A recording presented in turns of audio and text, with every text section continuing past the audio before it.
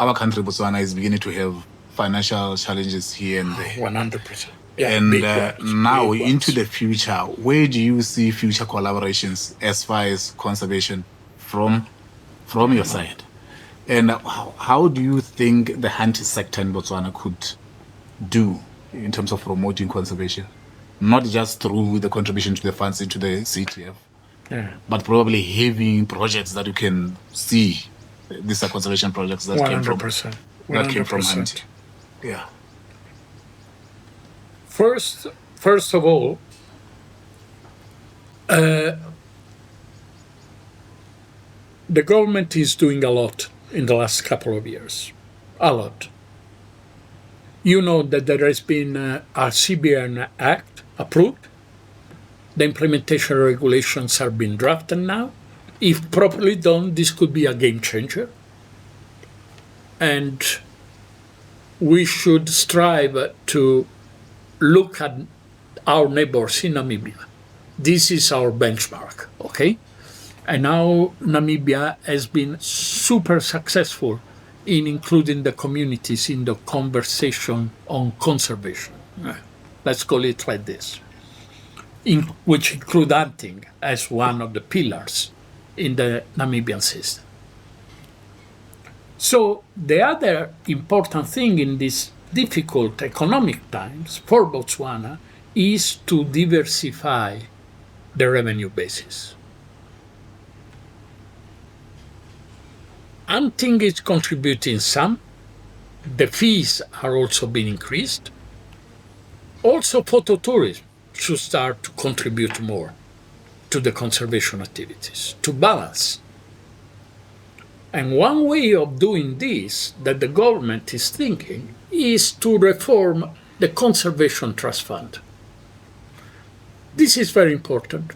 The Conservation Trust Fund is a byproduct of CITES. Okay?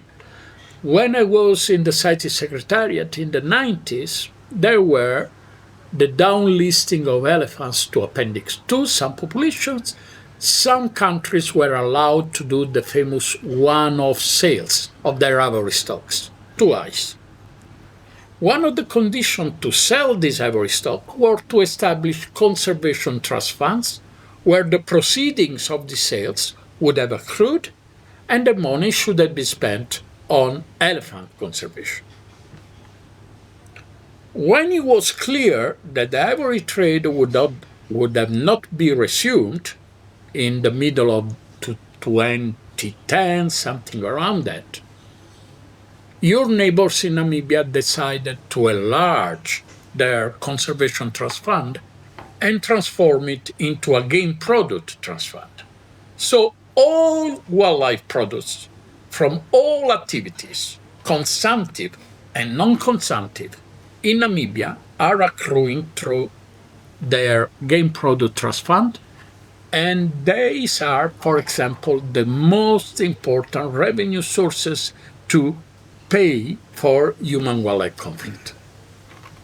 In Botswana, not only the CTF, the Conservation Trust Fund, was completely depleted during the hunting ban, but it's limited to a limited number of the elephant quota. Only 70 elephants enter into, or something like that, enter into the CTF. So it's a very narrow revenue-based fund. What the government is thinking now is benchmarking on Namibia to widen the revenue basis for the CTF so that this new reform CTF can support all activities on wildlife conservation, from consumptive, non-consumptive sources, to pay for human-wildlife conflict, research, outreach, whatever is needed to have a proper wildlife conservation program. And this is done also through the key contribution of hunting revenues, okay? So On top of this, we really hope that the government will achieve this super important objective after the CBRN Act, the Human Wallet Conflict Strategy, the anti-poaching strategy, all activities which has been performed and achieved last year by this government. We really do hope that this reform of the CTF will see the light this year. Number one. Number two, the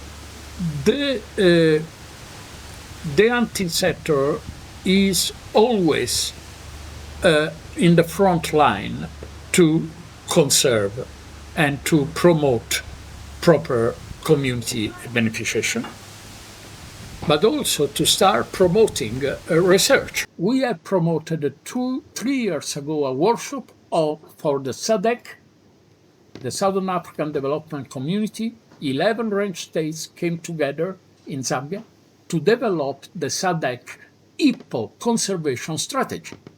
For the first time in Africa, the first ever done in the whole continent.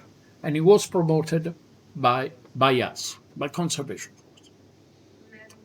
The strategy has just been published by SADC, and at the workshop we have pledged to donate 2 drones to all the 11 range states of hippo to perform a hippo survey with drones, because now there are proper methodologies to use drones for hippo surveys.